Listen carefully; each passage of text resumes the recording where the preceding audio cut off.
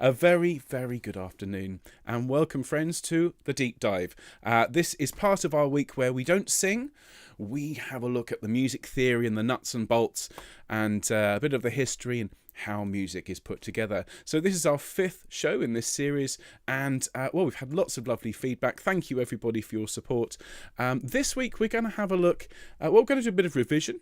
We're going to start in a minute with a little bit of a, well, I'm not going to call it a test because there is no, there's no exams, there's no grades, there's no scores. This is just for you. But I want to show you a few places where, if you are interested, you can find exercises to test your knowledge on these key signatures and chords. We're going to be looking today, obviously, at the Silver Swan, which we learned yesterday.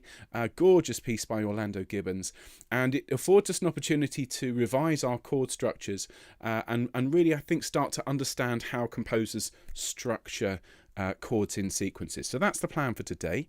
I've had this slide up on screen for the last 15 minutes with these key signatures here in the circle of fifths, and Father Charles Goes Down and Ends Battle. And to remind you very quickly, because I'm going to give you a key signature exercise in a minute, if you could have a piece of paper ready to write down your answers, that would be fantastic.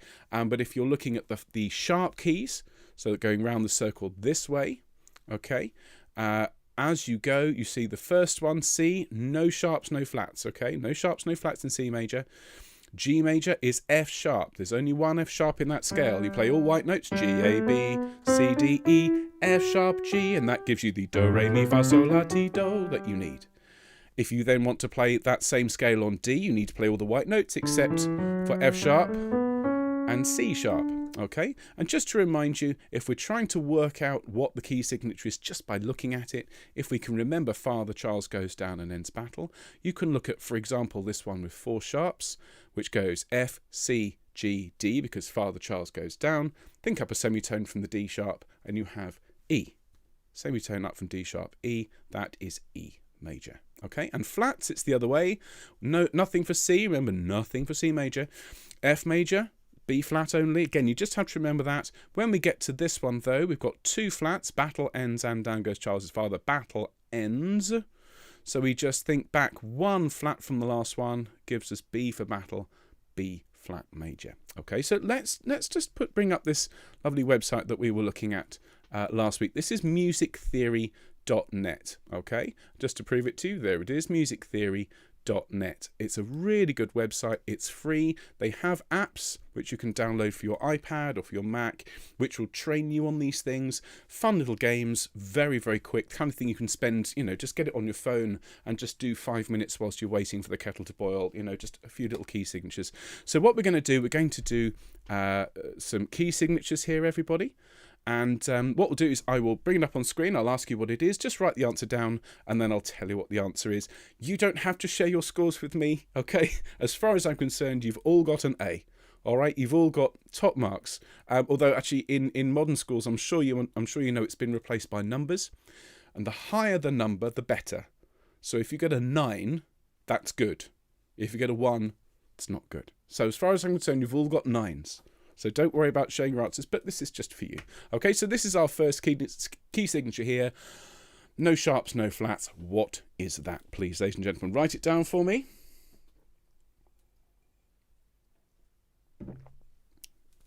Fabulous. Okay, so no sharps, no flats. Well, that's C major. Okay, oops, except this isn't working. I might need to refresh. Oh. It loaded, and then it said I'd clicked C twice. That's a bit annoying. Okay, well, I've said that's C, and it's not C. So what is that, ladies and gentlemen? 7 flats. Now, that's the kind of thing a few months ago would have scared the living bejesus out of us. But battle ends, and down goes Charles's father. Think back one flat. That is what? Battle ends, and down goes Charles's father. Think back one from father gives us Charles, gives us C flat major. Let's try it. Ta-da! There we go. So here we have one sharp, ladies and gentlemen. We'll do 5. I think this is number 3. So this is a major key, 1 sharp. What key is that, folks? Let's see if we can work that out. And all this, of course, this is just about finding the key. The key just is what we need to do in order to play a scale, a major scale from whichever note, up the octave, and have it sound like da da da da da da da da, have the right shape. So which notes do we need to change from white to black, or do we need to alter in order to get that shape starting on that note?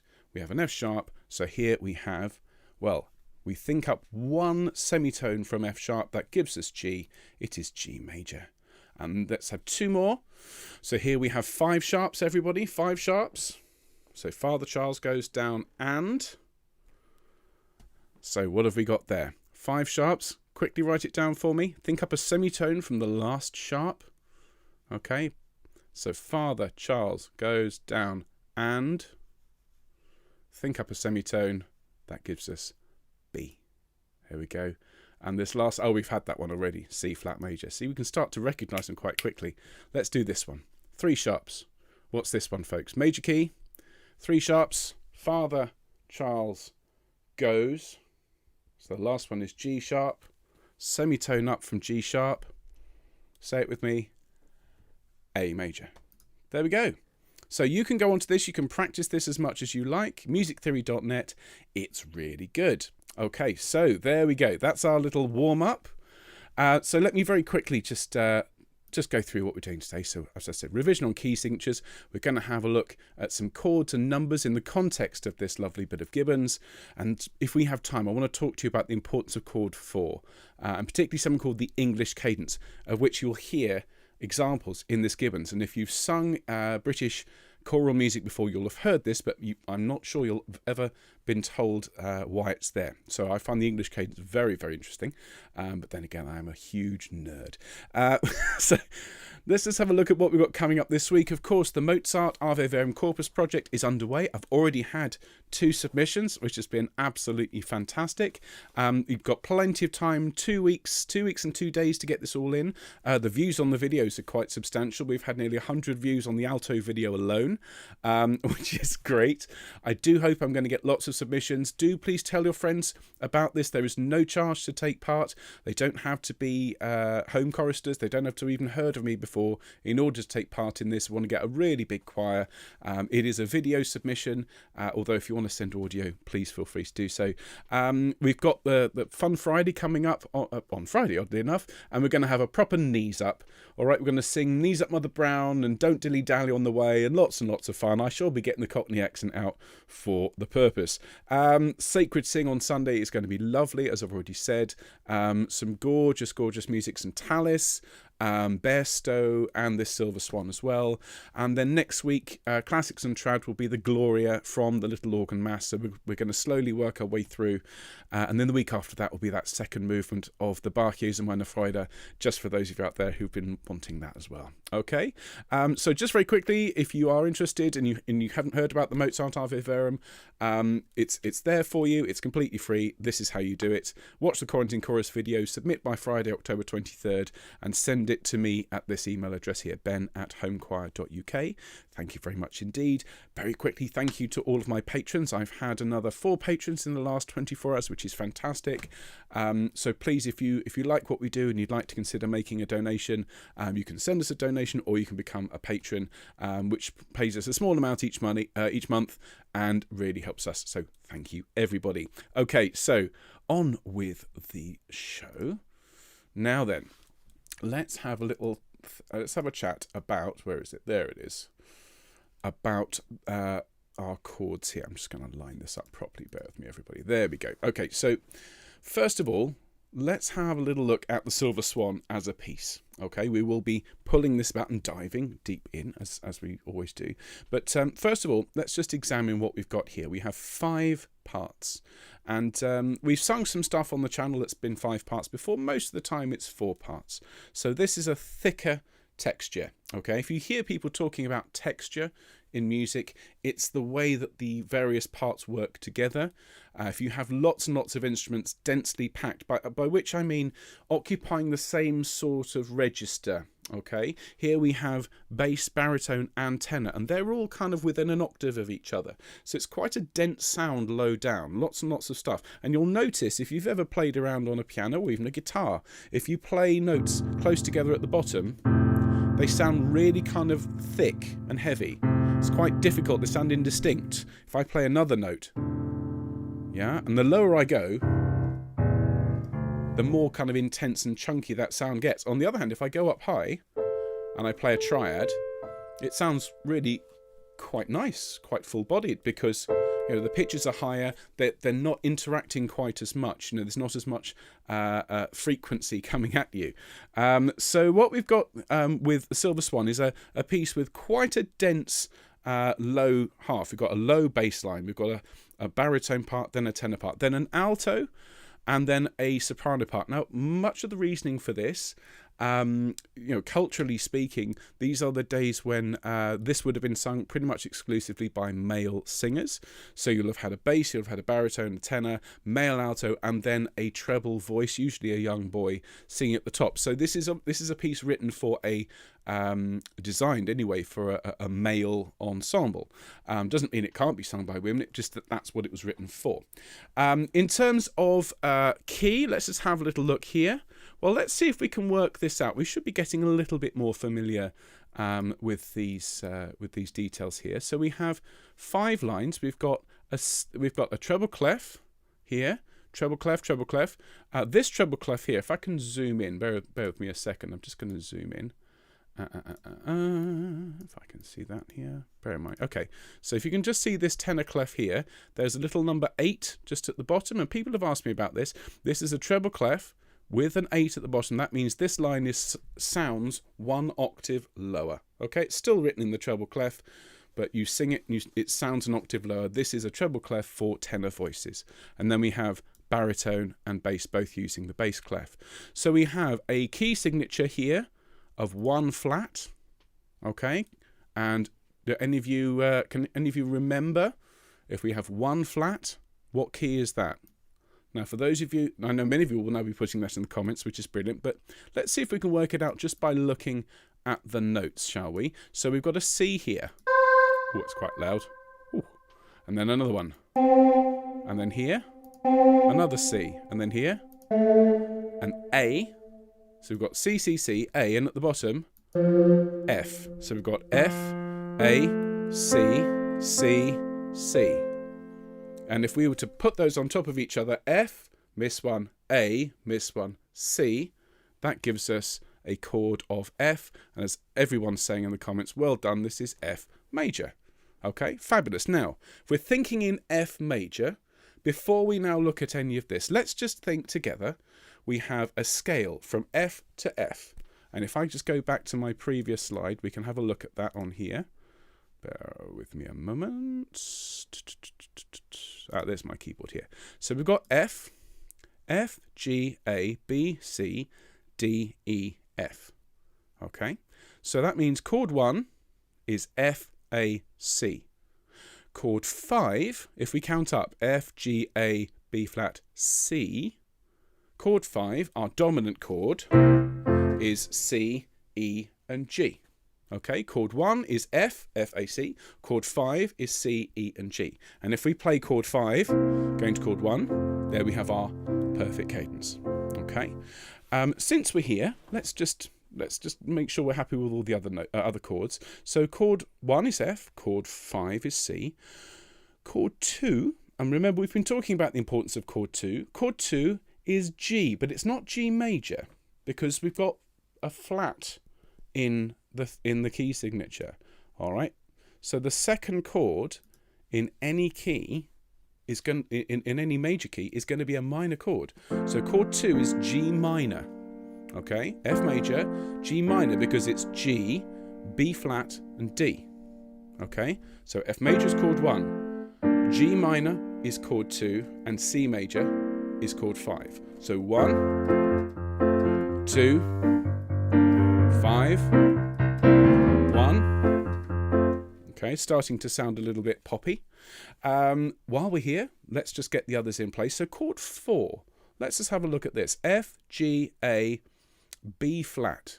So if we go play 1, miss 1, play 1, miss 1, play 1 on B flat, we get B flat, miss out the C, D, miss out the E, F. B flat, D, F. That's our triad. So our chord 4 is B flat major.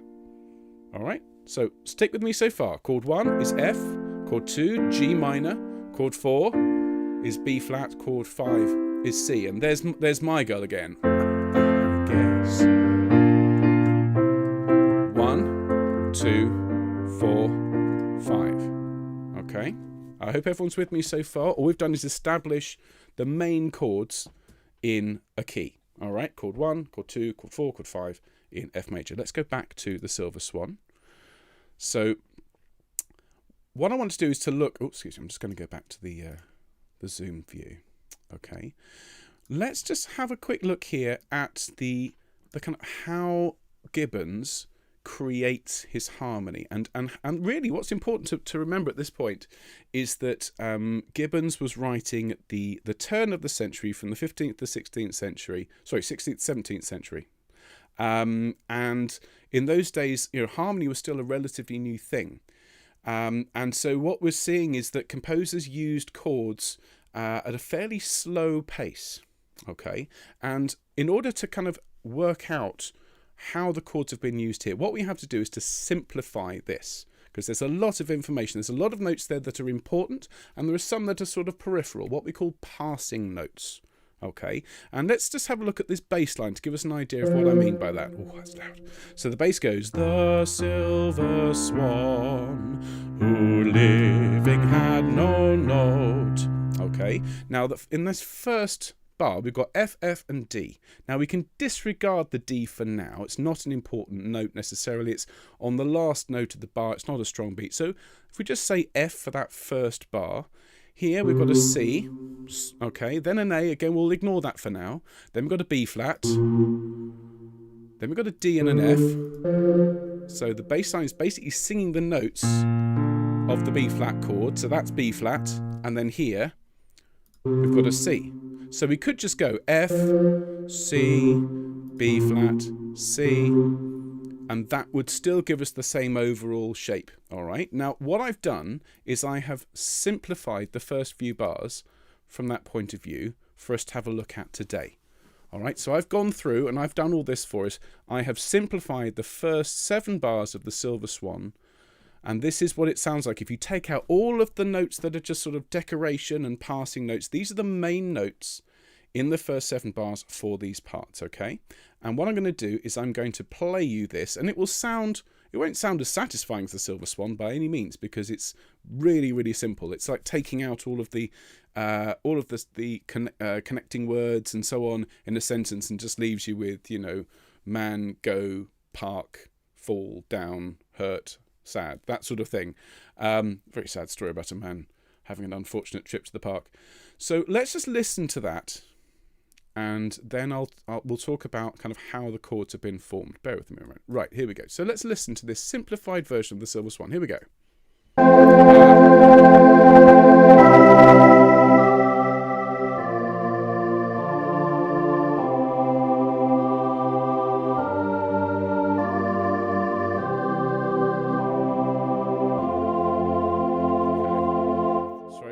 Sorry for the volume issues. I'm going to just do a little tweak with the settings. That blew my hearing out as well. Many apologies if anybody is now yelping. That was very loud, as it was. It's not how I left it. Okay, let's try that again at a volume that human beings can listen to. Here we go. Same again. And chord 2, not chord 2, bar 2. Next bar. Chord 5. Chord 2, chord 5, chord 1. Okay, now let's just go through that again, just make sure everyone's happy. If I now scroll this across here so we can see it. Here's our first bar. We've got an F, we've got an A, and I've put the note names in here so you can see them. C, C, and C. Now if we combine that together, we end up with an F major chord.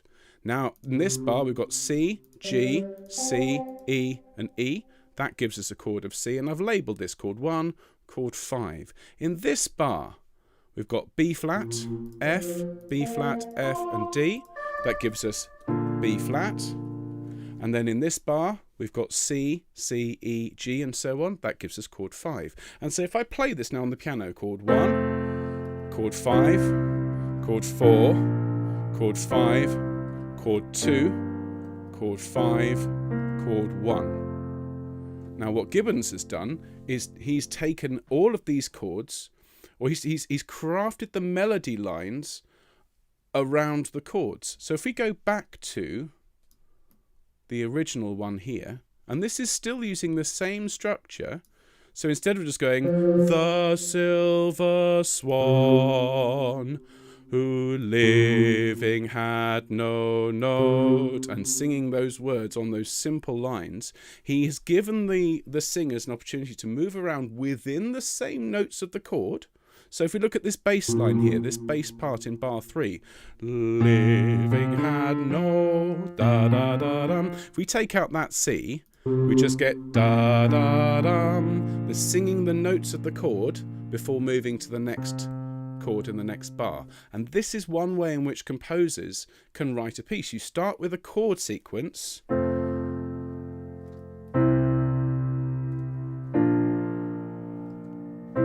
Okay, which is in this case 1, 5, 4, 1. Okay, and now over the top of that, as long as you're using notes that fit within the chord, and the best way to start is just to use notes on the triad. So if I'm using chord 1, I'm just going to play on with my right hand. I'm just going to play some notes. I'm either going to play F, A, or C. Just those notes. That's not bad. And I'm going to change to chord 5, and I'm going to use just notes of that chord. Now chord 4. Chord 5.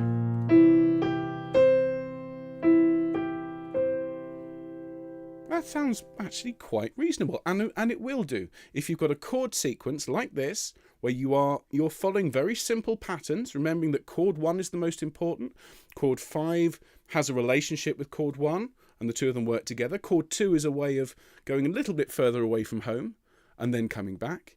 So as long as you've created a chord sequence that is satisfying, as Gibbons has, 1, 5, 4, 5, 1, 2, 5, 1, very, very standard. You can then write a tune just using the notes of the chord that will make sense with the chords. And that's kind of what Gibbons has done.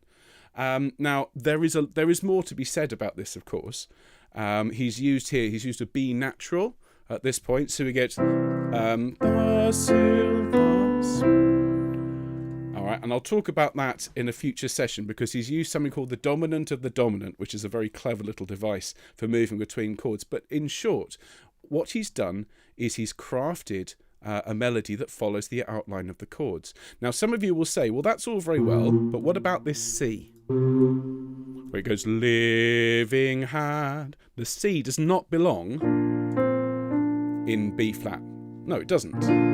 Not in the chord, but if your tune starts on one note of the chord, and then later on you've got another note in the chord, you can move between them, and we call it a passing note. Okay, and a passing note will have usually no real harmonic benefit to being in there, except to add a bit of colour. It must be a note that makes sense. If you put a passing note in that isn't from the key, it'll sound horrible. If I went, yeah, it wouldn't work. It would work if you're doing jazz, but you have to make sure that the passing note makes sense in the context of the scale. But this is how tunes are created. If we look at this baritone part that goes, the silver swan. Now, that's basically, if we look, there's an A, and he's moving to a G there. This is just passing note. This is just decoration. Da, da, da, da, da. It's just an elaborate way of going from an A to a G, but doing it in a way that sounds nice, gives the singer something to do, and creates a little bit of a kind of a shimmer in the texture, because he could have just gone, the silver swan, and that would still work. Da, da, da, dum. But he goes, da, da, da, da, dum.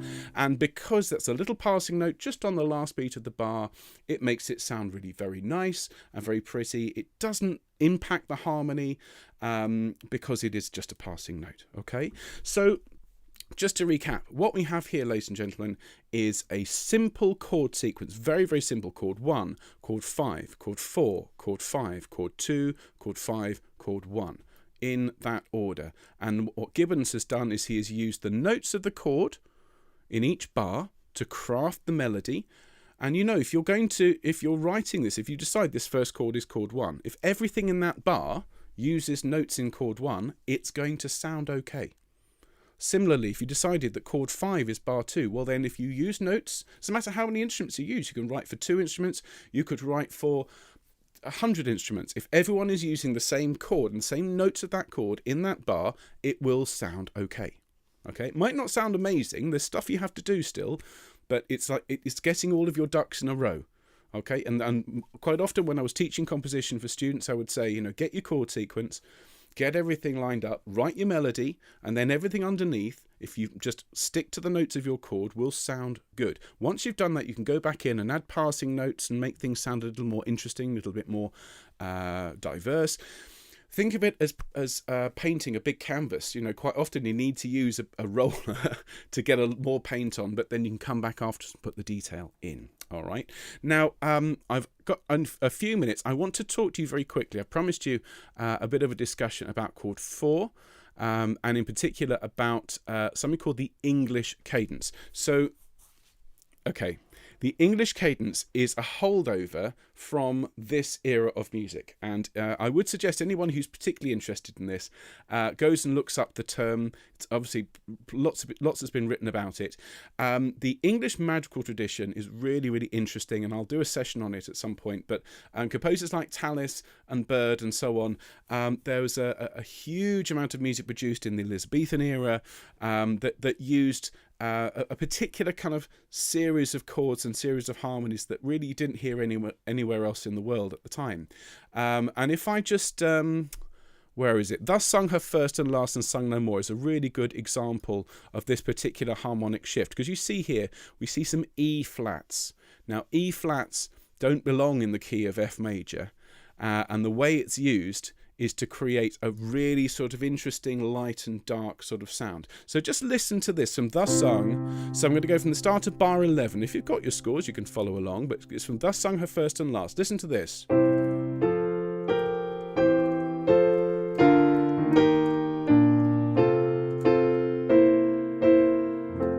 Now, you'll have heard in the middle of that an unexpected chord. I raise my eyebrows at it. Listen again. Thus sung. Thus sung.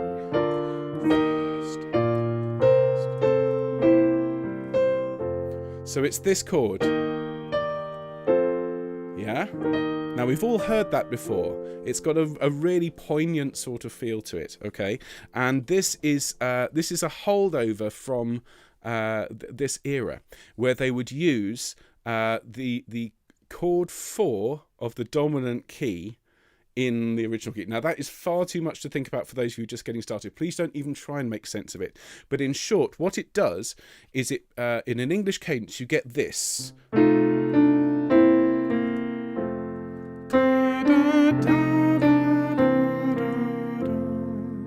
Okay, and Mendelssohn, just for those of you who are singing Elijah at the moment, Mendelssohn uses an English cadence in Elijah. He used it in oh, hang on, my iPad's about to die. Wait me a second. He uses it in Lord God of Abraham. Let me just find it. So at the end of that lovely aria, Lord God of Abraham, and he says, and let thy heart again be turned. And just listen to this. I'm just getting the score.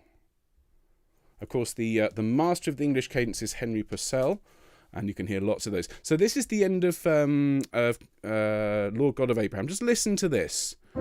And let their hearts again be turned.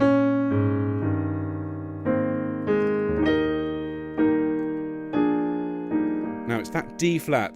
Hearts again be.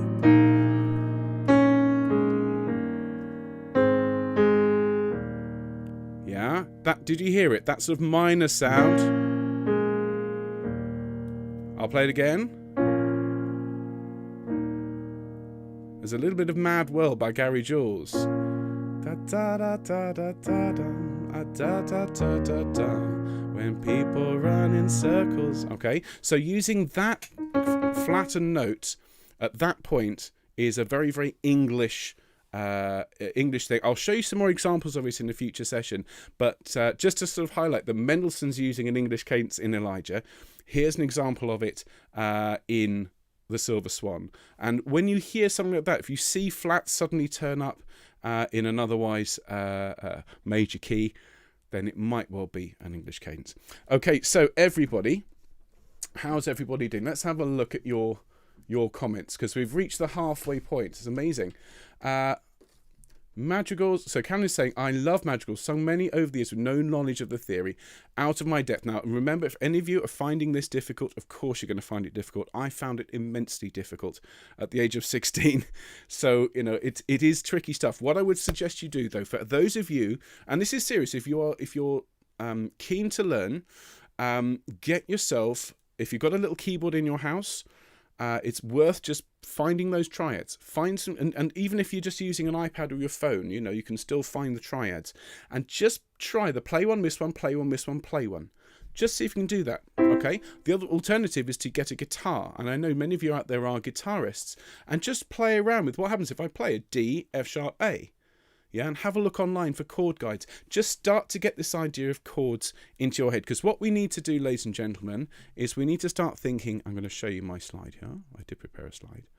I do want us at some point to start looking a bit more seriously at inversions. Okay, and this is what I want to be looking at next week. So I've mentioned this before, and a few people went too deep, too quick. So that's absolutely fine, but just to plant this idea, okay, that these chords are all the same chord, okay, but the notes are in a different order, and I spoke about this last week. Here, this is what it looks like. So this is with the chord root on the bottom, C at the bottom of the chord. This first inversion, the C is at the top of the chord. And then with this second inversion, the C is in the middle of the chord and the G is at the bottom. What we're looking for is this particular pattern. If you see this shape, that's going to tell you something. That's going to tell you that those notes are in this play one, miss one, play one, miss one configuration. This shape, where you've got a third and a fourth, that is a triad in first inversion. And then this one, where you've got a fourth and a third, this is a triad in second inversion. And it is important to start thinking about these things, because you'll hear this all over the place. Here's chord one in root position, boring. Chord one in first position and first inversion, and I like first inversion. It's got a sense of wanting to move up.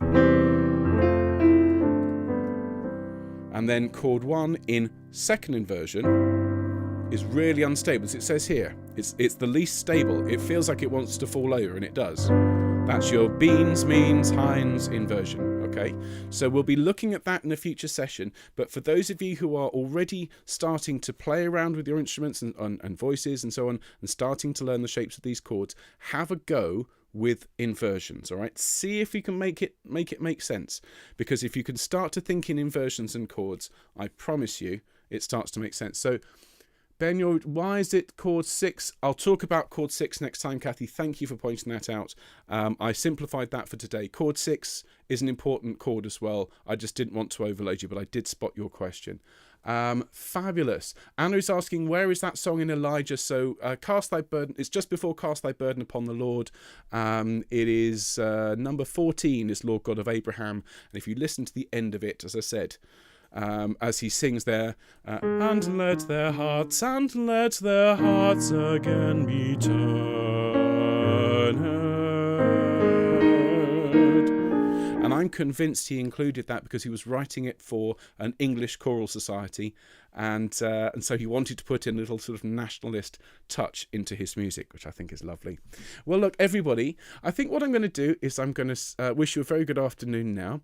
If you have any specific questions about today or any of this theory, please do send me an email, ben@homechoir.uk. I love hearing from you. If I don't answer straight away, of course, I hope you understand. I do get a lot of emails, but it is always lovely to hear from you, and I'm very happy to answer your questions. I would recommend musictheory.net for those of you who are really keen to learn your key signatures. We do need to talk about minor keys at some point soon, but I want to get this chord stuff really embedded before we do. Many people have asked me, would I recommend a book or a course? The course that I would always have taught would be the Associated Board of the Royal Schools of Music. So if you, that's ABRSM for short. They are internationally recognised as the best in the world. So if you look up ABRSM Music Theory and you go to Amazon, other retailers are available, you can order the music theory books. There's a pink guide which will take you from what we call grade 1 to grade 5, which is about good enough to do A-level in this country, and then there's the blue book. I wouldn't worry about that unless you're particularly keen on getting to grade 8 theory. But the exciting thing is the books you can buy, which are sort of practice tests, really, really good. They're not very expensive and well worth it. So look, everybody, have a great day. I'll see you on Friday for our Knees Up. Please tell everyone about this channel. Get them to come along. Everybody is always welcome. Don't forget to record your Ave Verum if you have a bit of time, and have a great day, whatever you've got planned. So everybody, thank you again for being here. I hope you enjoyed it. As always, it's great to see you. So take care, everyone. Bye-bye.